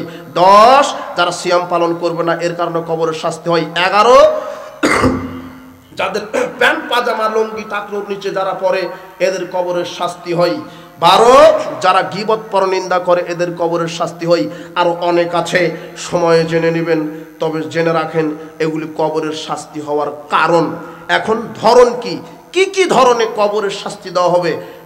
1, কবরে আগুনের বিছানা বিছিয়ে দিয়ে কবরবাসীকে শাস্তি দিবেন। কবরবাসীকে জাহান্নামের তৈরি করা পোশাক, আগুনের পোশাক পরিয়ে দিয়ে কবরবাসীকে শাস্তি দেওয়া হবে। তাকে কবর চাপ দিয়ে তার হাড়হাড্ডি একত্রিত করে দিয়ে তাকে কবরের শাস্তি দেওয়া হবে। 4, কিছু কবরবাসীর জিহ্বাকে কেটে দেওয়া হবে। জিহ্বা কার কাটা হবে? জিহ্বা কাটা হবে ওই যে মিথ্যুক বক্তার। রাসূল বলছেন, রাইতু লাইলাতা উসরা বিরিজালান, আমি এমন একটা রাত্রে দৃশ্য দেখলাম, তুকরাজু শিফাহুম বিমাকারিজা মিনান নার, কিছু ব্যক্তির জিহ্বা আগুনের কেচি দ্বারা কাটা হচ্ছে। আমি বললাম, মান হাওলায়ে, এরা কারা? আল জিবরাইল, এরা কারা যার জিহ্বা আগুনের কেচি দ্বারা কাটা হচ্ছে? তখন মুহাম্মদ সাল্লাল্লাহু আলাইহি ওয়াসাল্লাম বলছেন, হাওলায়ে খুতবাউ মিন উম্মতিক, এরা হলো আপনার উম্মতের বক্তাগণ, যারা বক্তব্য দিতে গিয়ে মিথ্যা কথা বলে। আরে তাই তো দেখা যায় মিডিয়াতে বাহাস ডিবেটের কথা বসে, বাহাস ডিবেটের নাম নিয়ে এক শ্রেণীর আলেম ওলামা আছে, মানুষের বানোয়াট, ইহুদি খ্রিস্টানের বানোয়াট, জালজয়ী বানোয়াট হাদিসের উপরে ওকালতি করে। এই মিথ্যুক বক্তাদেরই কবরে জিহ্বা কেটে দেওয়া হবে। জালজয়ী হাদিসের ওকালতি করবেন না। মুহাম্মদ সাল্লাল্লাহু আলাইহি ওয়াসাল্লাম বলছেন, আমার নামে কেউ যদি একটা হাদিস তৈরি করে, সেটা যদি আমার না হয়, তার থাকার জায়গায় জাহান্নাম হবে। এক শ্রেণীর মিথ্যুক বক্তা আছে যাদের জিহ্বা কেটে না হবে। আশ্চর্য কথা। এই যুবক, তুমি তো ভাইরাল বক্তার পিছনে ছোট, তোমাকে আমি চিনি। ভাইরাল বক্তা, তোমার বক্তা তো ফেসবুক মুজাহিদ, তোমার বক্তা তো ফেসবুক মুজাহিদ। ও আহলে হাদিস ওলামাদেরকে বলছে ইহুদি খ্রিস্টানের দালাল। তোমার বক্তা বলছে আহলে হাদিস ওলামারা ইহুদি খ্রিস্টানের দালাল। সারা বিশ্ব যখন ফিলিস্তিনের পক্ষে, তখন আহলে হাদিসেরা নাকি ইসরায়েলের পক্ষে। এটা মিথ্যা কথা। এই অপবাদ দিয়েছে, এই অপবাদের বিচার হবে। পৃথিবীতে যদি কলমে কথায় সংগঠন দ্বারা ইহুদিদের বিরোধিতা করে, একমাত্র তারাই হচ্ছে আহলে হাদিস বাচ্চারা। ওর ইতিহাস জানা নাই। তুমি এই ভাইরাল বক্তার পিছনে ছোট না, যে কথা বলতে গেলে মিথ্যা বলে। বলছে তোমার এই বক্তা ফেসবুক মুজাহিদ, তোমার এই বক্তা ফেসবুক মুজাহিদ। অথচ এই মুজাহিদকে যখন জিজ্ঞাসা করা হলো, আপনি এত জিহাদ করেন, তো আপনি জান না ফিলিস্তিনের পক্ষে, ইসরায়েলের বিপক্ষে একটু যুদ্ধ করেন? তোমার ভাইরাস বক্তাকে যখন প্রশ্ন করা হলো, আপনি জান না ফিলিস্তিনের পক্ষে, ইসরায়েলের বিপক্ষে যুদ্ধ করেন? তখন তোমার বক্তা জবাব দিয়েছে কাপুরুষের মতো। কি? তোমার বক্তা তখন বলেছে সরকারের কাছ থেকে অনুমতি দিতে হবে। আরে বেটা, এই কথা 50 বছর আগে আহলে হাদিস আলেমেরা বলেছে। আজও বলছে আজকে যদি বাংলাদেশ সরকার অনুমতি দেয় যে ফিলিস্তিনের পক্ষে যুদ্ধ করতে হবে, ইসরায়েলের বিরুদ্ধে যুদ্ধ করতে হবে, সরকার যদি আজকে ঘোষণা দেয়, ওয়াল্লাহি আল্লাহর কসম, আহলে হাদিসের বাচ্চারা জিহাদের প্রথম কাতারে থাকবে। ইতিহাস জানতে হবে তোমাকে। তোমার এই বক্তা কত মিথ্যার উপর অপবাদ দিয়েছে, ইসলামের উপরে মিথ্যা অপবাদ দিয়েছে। বলেছে সুমাইয়া রাদিয়াল্লাহু আনহা আবু জাহেলের মুখে থুতা মারেছে। জি না, সারা পৃথিবীর ইতিহাস খুঁজলে পাওয়া যাবে না। থুতা নিক্ষেপ করা কোন সাহাবীদের কাজ ছিল না, থুতা নিক্ষেপ করা ছিল আবু জেহেল বংশেরদের কাজ। থুতা নিক্ষেপ করা কোনো ভালো মানুষের বৈশিষ্ট্য নয়, থুতা নিক্ষেপ করা কোনো সাহাবাদের বৈশিষ্ট্য নয়। তুমি ইতিহাস পড়ো, উকবা ইবনে আবু মুআইদ এই লোকটা রাসূল সাল্লাল্লাহু আলাইহি ওয়াসাল্লামের মুখে থুতু মেরেছে। উতাইবা ইবনে আবু জেহেল, আবু জেহেলের ছেলে উতাইবা মুহাম্মদ সাল্লাল্লাহু আলাইহি ওয়াসাল্লামের মুখে থুতু নিক্ষেপ করেছে। তার মানে থুতু নিক্ষেপ করা সাহাবাদের বৈশিষ্ট্য নয়, থুতু নিক্ষেপ করা আবু জেহেলদের বৈশিষ্ট্য। তুমি আহলে সুন্নাহ ওয়াল জামাত আকীদা মানহাজের উপরে থুতু নিক্ষেপ করে প্রমাণ করে দিয়েছো তুমি নিশ্চিত আবু জেহেলের বংশধর। তোমার বিচার হবে। তোমাকে এত শক্ত করে, আপনাকে এত শক্ত করে আমি বলতে চাচ্ছিলাম না। যখন আকীদা মানহাজের উপর আক্রমণ করা হয়েছে তখন আমি এত শক্ত করে আপনাকে কথা বলছি। আপনি ধর্মের নামে মিথ্যা অপবাদ দিয়ে জাতিকে গুমরাহ করছেন। কত জাল জয়ীফ হাদিস আপনি এই জাতিকে শুনিয়েছেন। বলছে কি বিচার মাঠে আল্লাহ চুরের হাত কাটবে। জি না, সারা পৃথিবীর সব ইতিহাস খুঁজলেও একটা হাদিস পাওয়া যাবে না। তোমার এই বক্তা ফেসবুক মুজাহিদ, শুনে রাখো, এই মিথ্যুক বক্তাদের বিচার মাঠে কি কাটা হবে? জিহ্বা কাটা হবে। আমি এতটুকু হিংস সংকেত দিয়ে গেলাম। তবে আমরা প্রত্যেকের কাছে হেদায়েতের দাবি রাখি। আমি কষ্ট পাই, আমি কষ্ট পেয়েছি সবচাইতে বেশি। তুমি আপনি আমাদেরকে ইহুদি খ্রিস্টানের দালাল বলছেন, অথচ যারা জোরে আমিন বলাকে, রাফালায় দাইন করাকে, পায়ের সাথে পা মিলানোকে ঘৃণা করে, তুমি তাদের ওলামা পরিষদে যোগ দাও। যারা জর্দা নিয়ে বসে জর্দা খায় তাদের ওলামা শায়েখে তুমি যোগ দাও। আরে তুমি জর্দার বিরুদ্ধে জিহাদ করতে পারো না, আর ফিলিস্তিনের পক্ষে ইসরায়েলের বিরুদ্ধে জিহাদ করবে? তুমি তো জর্দার বিরুদ্ধে জিহাদ করতে পারো না। তোমার সামনে জর্দা খাচ্ছে, কই তুমি তো জর্দার বিরুদ্ধে জিহাদ করতে পারলে না। তুমি কিভাবে জিহাদ করবে? তুমি যাদের সাথে যোগ দিয়েছ তারা জোরে আমিন বলাকে ঘৃণা করে, তারা রাফালায় দান করাকে ঘৃণা করে, সহ্য করতে পারে না। আরে আপনি হাদিস খুলেন, ইবনে মাজার 856 নম্বর হাদিস, আয়েশা রাদিয়াল্লাহু তাআলা আনহা বলছেন, মা হাসাদাতকুমুল ইয়াহুদু আলা শাই, ইহুদিরা শুধু মুসলমানের সাথে দুইটা কারণে শত্রুতা করে। এই মুখস্থ করেন, কয়টা? ইহুদিরা শুধু দুইটা কারণে শত্রুতা করে। এক, আলা সালামত তামিন, মুসলিমরা সালাতে জোরে আমিন বলে, এটা ইহুদিদের সহ্য হয় না। তার মানে কোন মুখে আমাদেরকে ইহুদিদের দালাল বলো? আরে জোরে আমিন তো সহ্য করতে পারে না ইহুদিরা। আরে আহলে হাদিস বাচ্চারা সূরা ফাতিহা শেষে জোরে আমিন বলে ইহুদিদের বিরোধিতা করে, আর তোমরা চুপে আমিন বলে ইহুদিদের পক্ষে অবলম্বন করেছ। তোমরাই দালালি করো। ইফতারের সময় হয়েছে, ইদা গরাবাতি শামস ফাকাদ আফতারা শায়েম। মুহাম্মদ সাল্লাল্লাহু আলাইহি ওয়াসাল্লাম বলছেন, যখন সূর্য ডুবে যাবে তখন সায়েম ইফতার করবে। ইফতারের লিফলেটে লেখা হয়েছে সূর্য অস্ত যাবে 6টা 20-এ, ইফতার হবে 6টা 23-এ। 3 মিনিট যোগ করা হলো কেন? এই জবাব কে দিবে? 3 মিনিট যোগ করলেন কেন? সতর্কতামূলক মুহাম্মদ সাল্লাল্লাহু আলাইহি ওয়াসাল্লাম কি বলেছেন 3 মিনিট 4 মিনিট সতর্ক করো, কিছু সময় সতর্ক করো? মুহাম্মদ সাল্লাল্লাহু আলাইহি ওয়াসাল্লাম বলেছেন সূর্য ডোবার সাথে সাথে সায়েম ইফতার করবে।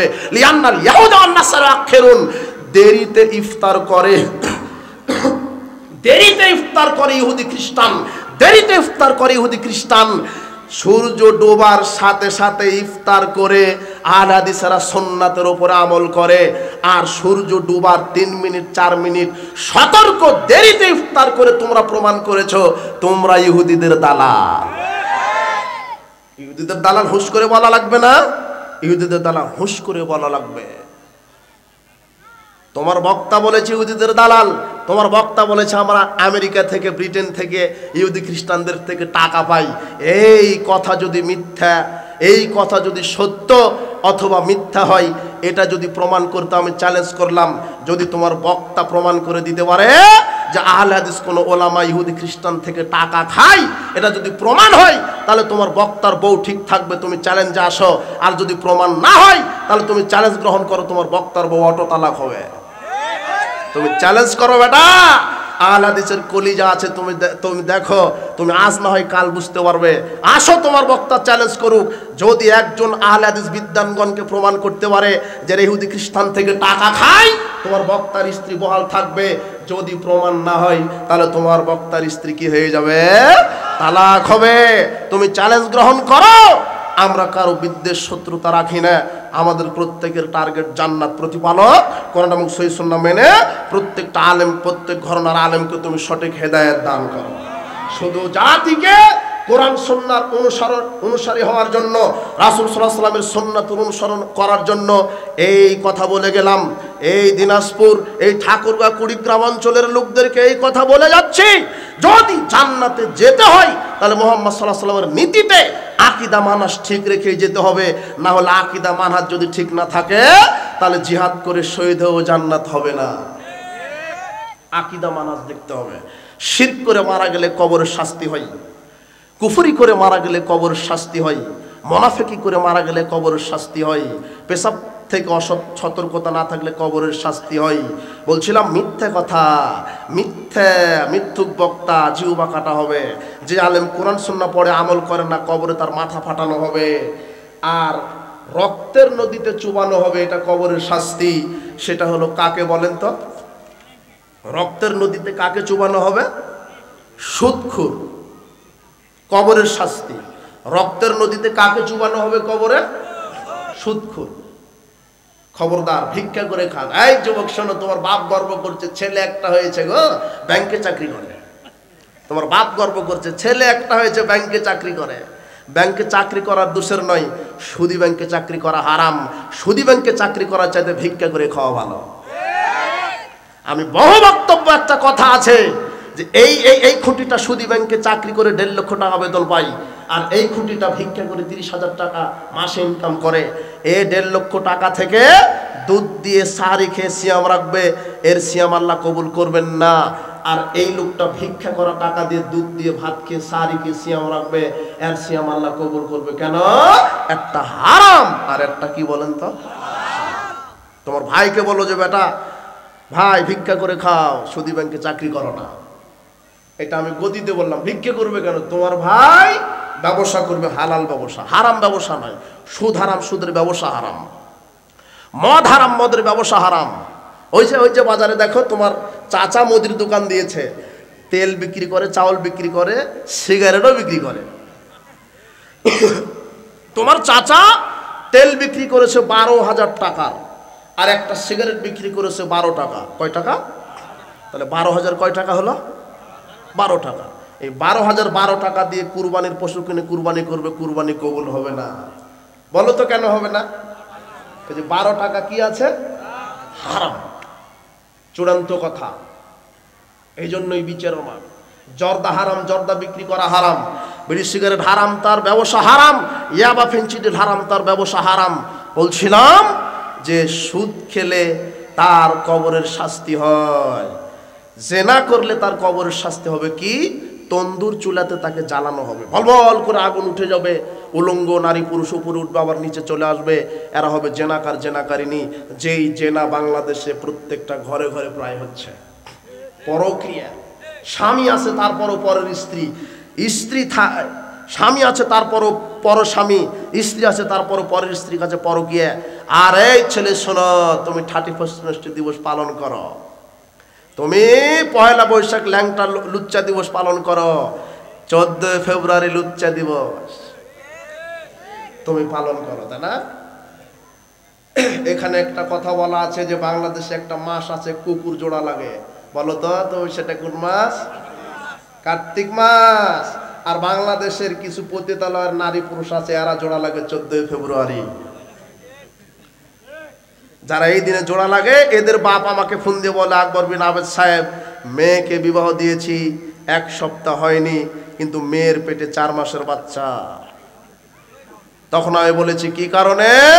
কতবার শিক্ষা সফরে পাঠিয়েছেন, আর কতবার লুচ্চা দিবস পালন করেছে, তখন বাপ বলছে বেহিসাব। বাপ বলছে কি হিসাব? বেহিসাব। তবে বলেছে লুচ্চা দিবস পালন করতে গিয়ে বিষ ঢুকে গেছে, নাউজুবিল্লাহি মিন জালিক। কথা কঠিন হচ্ছে নাকি? তুমি দেখো না ওই যে একটা ছেলেটা, আতরের ছেলেটা রাস্তায় ফেলে দিয়ে চলে গেছে, কে দিয়ে গেছে? বোঝনি তুমি? 10 বছর পরে দেখবে আমেরিকা ব্রিটেনের বাচ্চাদের সার্টিফিকেটে বাপের নাম লেখা থাকে না। বলো তো কেন? মানে বাসুরের জানা নাই ও কোন ষাঁড়ের বীজের, এরাও বলতে পারবে না যে আমি কার। এই লুচ্চা দিবস শুরু হয়ে গেছে। বিচার এই জন্য হবে যারা জেনাকার, জেনাকারী এদের কবরের শাস্তি হয়। এরপরে কার শাস্তি হবে? গাল চিরে দেওয়া হবে। একটা চিরলে আর একটা, এটা ভালো হতো তো আর একটা চিরবে, ওটা আবার চিরবে এবং গাল চিরে দিতে হবে, চিরে দিবে কবরে। এটা কার বলেন তো? মিথ্যুক। মাথা ফাটানো হবে এক শ্রেণীর আলেমের, যারা কোরআন হাদিস থেকে কথা বলবে কিন্তু নিজে আমল করবে না। এরা হলো এই আলেমদের মাথা ফাটানো হবে। এরপরে যারা সিয়াম রাখে না তাদের শাস্তি কি? মুহাম্মদ সাল্লাল্লাহু আলাইহি ওয়াসাল্লাম বলছেন, জিবরাইল আর মিকাইল আমাকে নিয়ে গেল একটা পাহাড়ের কাছে, গিয়ে বলছে আপনি উঠেন উপরে। মুহাম্মদ সাল্লাল্লাহু আলাইহি ওয়াসাল্লাম বলছেন, না আমি তো উঠতে অক্ষম। জিবরাইল আর মিকাইল দুজন ফেরেশতা পাহাড়ের উপরে উঠিয়ে দিলেন। মুহাম্মদ সাল্লাল্লাহু আলাইহি ওয়াসাল্লাম বলছেন, এমন একটা দৃশ্য দেখলাম যে কিছু লোককে আল্লাহ ফেরেশতারা ওপরে পা ঝুলিয়ে রেখেছে, মাথাটা নিচের দিকে আছে। ওই যে কুরবানির সময়তে যে ছাগলগুলি জবাই করে গাছে ঝুলানো হয়, বুঝেননি কথা? কেন ঝুলিয়ে দেওয়া হয়? চামড়া ছিলানোর জন্য, তাই না? এইভাবে ঝুলানো আছে। মুহাম্মদ সাল্লাল্লাহু আলাইহি ওয়াসাল্লাম অবাক হলাম, মান হাওলায়ে, এরা কারা? জিবরাইল মিকাইল এরা কারা? এইভাবে ঝুলানো আছে। চতুর্দিকে ফেরেশতারা ছুরি নিয়ে তাদের শরীরটা চিরে দিচ্ছে, গলগল করে রক্ত বের হয়ে যাচ্ছে। আমি বললাম, জিবরাইল মিকাইল এরা কারা? তখন বলছে মুহাম্মদ সাল্লাল্লাহু আলাইহি ওয়াসাল্লাম, এরা হচ্ছে তারা যারা রমাদানে সিয়াম পালন করতো না। যারা রমাদানে কি পালন করতো না? সিয়াম। ভালো মানুষ সিয়াম রাখে না। এরপরে আর একটু পাশে গিয়ে দেখলাম যে কিছু নারীর স্তনে সাপ দংশন করছে। এরপরে কিছু পাশে গিয়ে দেখলাম কিছু নারীর স্তনে সাপ দংশন করছে। আমি বললাম, এই নারী কারা? তখন জিবরাইল মিকাইল বলছে, এরা হলো ওই নারী যেই নারীরা তাদের বাচ্চাকে দুধ দিত না। এখনো অনেক স্বামী অভিযোগ করে যে আমার স্ত্রী আমার ছেলেকে দুধ দেয় না। তা আমি বললাম, কেন? তা আমার স্ত্রী বলছে যে ফিডার খাওয়াবো, দুধ দিলে স্তন ঝরে পড়ে যাবে, তাড়াতাড়ি বার্ধক্য এসে যাবে, এই জন্য ফিডার খাওয়াবো। যেই মা তার সন্তানকে দুধ দেয় না, ওই মহিলার কবরের শাস্তি হবে, স্তনে সাপ দংশন করবে।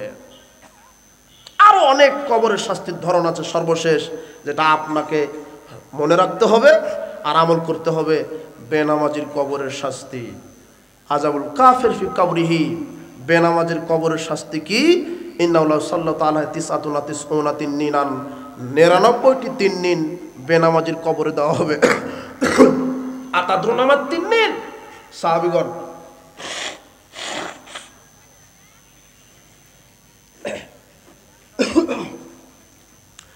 রাসূল সাল্লাল্লাহু আলাইহি ওয়াসাল্লাম বলছেন, সাহাবীগণ, আতাদরুনা মা তিননিন, তোমরা কি জানো তিননিন কি? সাবনা হাইয়ান, একটা তিননিন সমান 70টি সাপ। একটা তিননিন সমান 70টি সাপ, আর থাকবে 99টি। তাহলে 99 গুণ 70, 6930টা সাপ। কয়টা? 6930টা। কুল্লি হাইয়াতিন তিসউন রুউসিন, আর এক একটা সাপের হবে 9টা করে মাথা। এক একটা সাপের হবে 9টা করে মাথা। এতগুলি সাপ যাকে দংশন করছে, আর একটা দংশনের বিষক্রিয়া থাকবে 40 বছর। যাকে দংশন করছে সে হলো বেনামাজি। বলেন তো কে? বেনামাজি। আজকে তওবা করে উঠেন। আজকের ইসলামে জালসা থেকে কয়েকটা উপদেশ, নসিহা। এক, যে কোনো মূল্যে 5 ওয়াক্ত সালাত, যে কোনো মূল্যে, উপায় নাই, যে কোনো মূল্যে পড়তেই হবে 5 ওয়াক্ত সালাত। 2, যে কোনো মূল্যে হালাল রুজি ভক্ষণ করা। 3, যে কোনো মূল্যে আল্লাহর ফরজ ইবাদত পালন করা। 4, যে কোনো মূল্যে শিরক বিদআত কাবিরা গুনাহ থেকে বিরত থাকা। 5, যার নাম মানুষ তার সাথে ভালো আচরণ করা। এই 5টা উপদেশ দিয়ে গেলাম। এই 5টা যদি আপনার ভিতরে থাকে, জান্নাত হবে ইনশাআল্লাহ। যার নাম মানুষ তার সাথে ভালো আচরণ করবেন, ফকির মিসকিন মুচি মেথর সবার সাথে ভালো আচরণ করতে হবে। যার নাম মানুষ তার সাথে ভালো আচরণ। তাহলে এই হলো কবরের শাস্তির কারণ, কবরের শাস্তির ধরন। এবার আসেন কবরের শাস্তি থেকে বাঁচার উপায় কি? আমলে সলে 5 ওয়াক্ত সালাত, সিয়াম, হজ, যাকাত, তাসবিহ, তাহলিল, কোরআন তেলাওয়াত, এগুলি বেশি বেশি থাকলে কবরের শাস্তি থেকে বেঁচে যাবেন। আর কবরের শাস্তি হবে না কাদের? এক, যারা শহীদ, যারা শহীদ হয়ে গেছে, আল্লাহ রাস্তায় জীবন দিয়েছে, এদের কবরের শাস্তি আল্লাহ মাফ করে দিয়েছেন, হবে না। দুই, যারা জুমার দিনে অথবা রাতে মারা গেছে, তাদের কবরের শাস্তি হবে না। তিন, যারা পেটের রোগে মারা গেছে, কলেরা, ডায়রিয়া, গ্যাস ফর্ম, মুসলিম, যারা পেটের রোগে মারা গেছে তাদের কবর শাস্তি হবে না। চার, যারা বেশি বেশি সূরা মুলক তেলাওয়াত করে তাদের কবর শাস্তি হবে না। পাঁচ, যারা আল্লাহ রাস্তায় পাহারা দিতে দিতে মারা যায়, এখন মারা গেলে আর কবর শাস্তি হবে না। আল্লাহ সুবহানাহু ওয়া তাআলা আমাদেরকে কবরের জীবন, কবরের শাস্তি এগুলি আলোচনা করলাম। আল্লাহ সুবহানাহু ওয়া তাআলা এগুলি আমাদেরকে আমল করার তৌফিক দান করুন।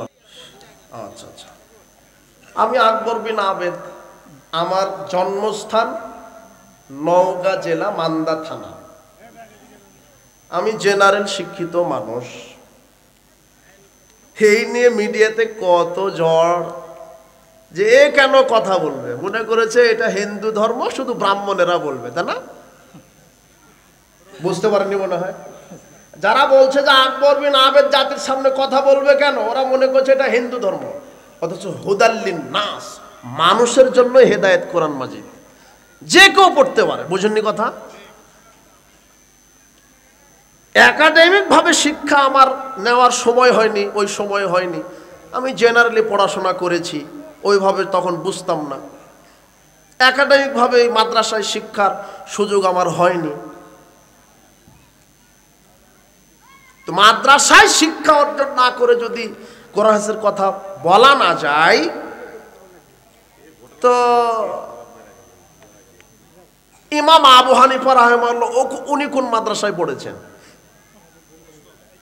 বুঝেননি কথা? ইমাম ইবনে তাইমিয়া উনি কোন মাদ্রাসায় পড়লেন? ইমাম বুখারী, ইমাম আবু দাউদ, ইমাম নাসাই, ইমাম তিরমিজি, ওনাদের কোন মাদ্রাসা, আর কি সার্টিফিকেট ওনাদের? আলেম হতে গেলে তিনটা জিনিস লাগবে, বলেন তো? তিনটা। এক, কোরআন হাদিসের প্রকৃত এলেম, বিশুদ্ধ তাওহীদের শিক্ষা, এক। দুই, এলেম অনুপাতে আমল। তিন, তাকওয়া, পরহেজগারিতা। কয়টা বললাম? এই তিনটা থাকলে সে আলেম। তবে আমি নিজেকে আলেম বলছি না, আমি একজন কোরআন হাদিসের ছাত্র। আমি যতটুক পড়ি ততটুক বিচার বিশ্লেষণ করে পড়ে ততটুক জাতির সামনে বলার চেষ্টা করি। আমি কোরআন হাদিসের একজন ছাত্র।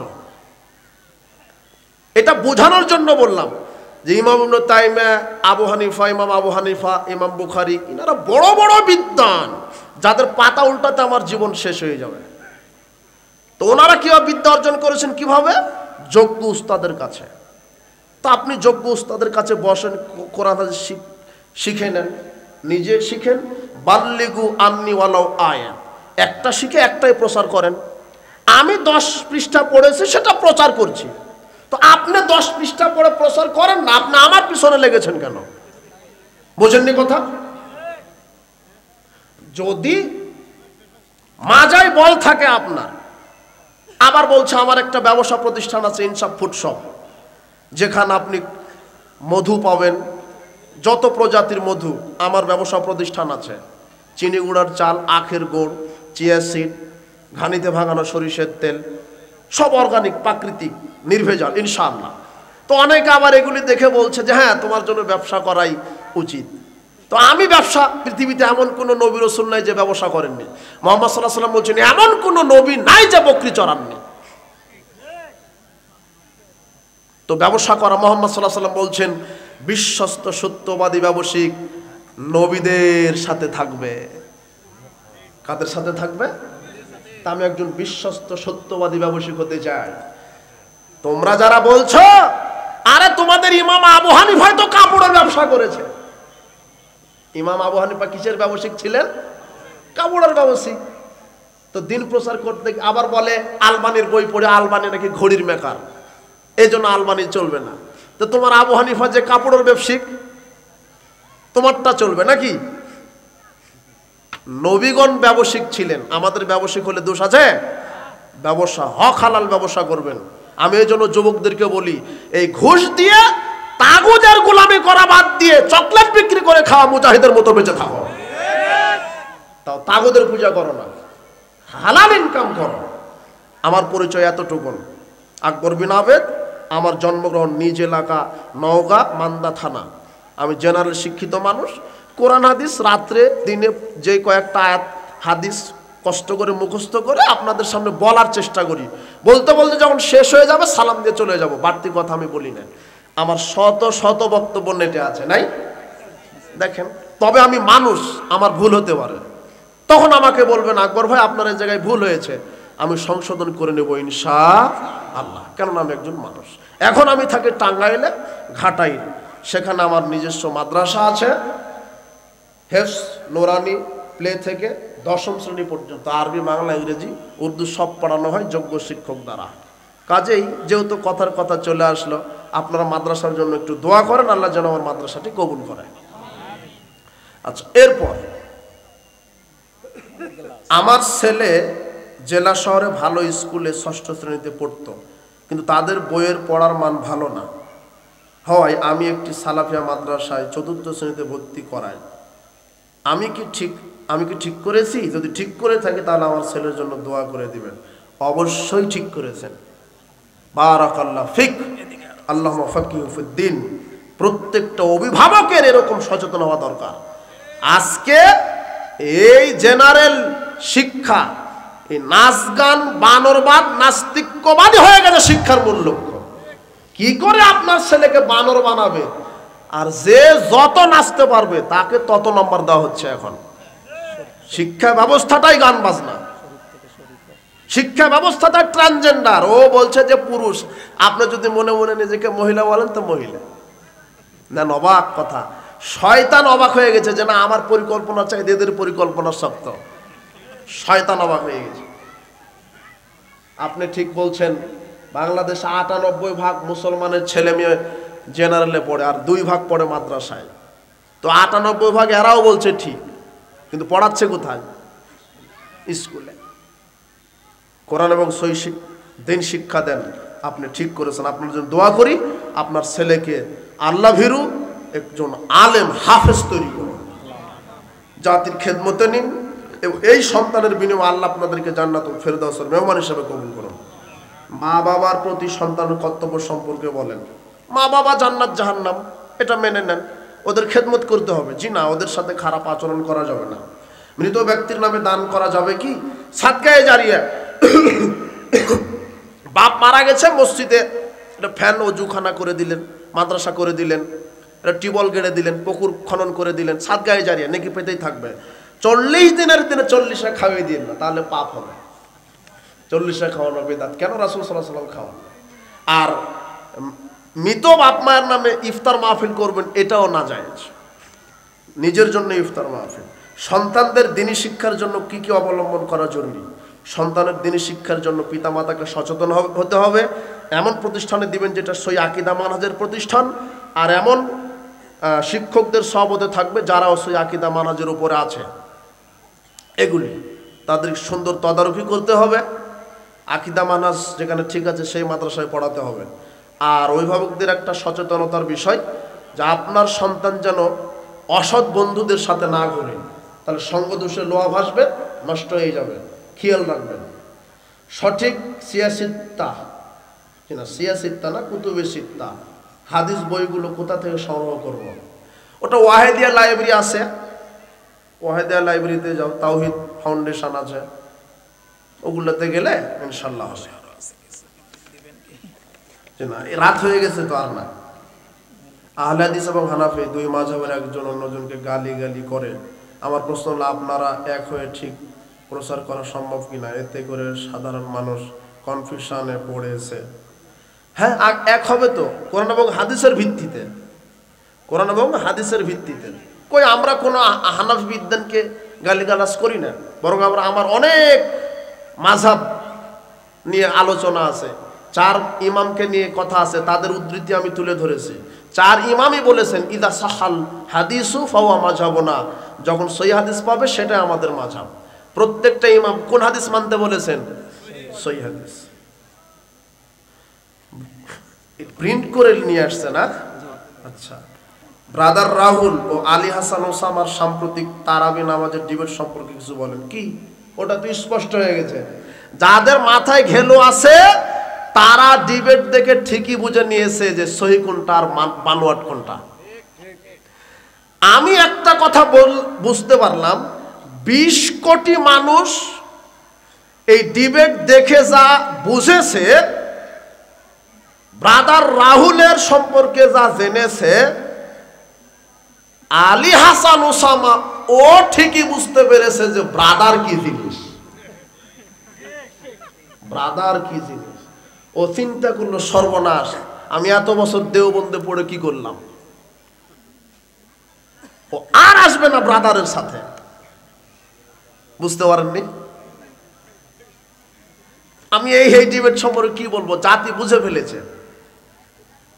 যারা নেগেটিভ কমেন্ট করেছে ওরা গাও জোয়ারি করে, জেদ করে, হটকারিতা করে,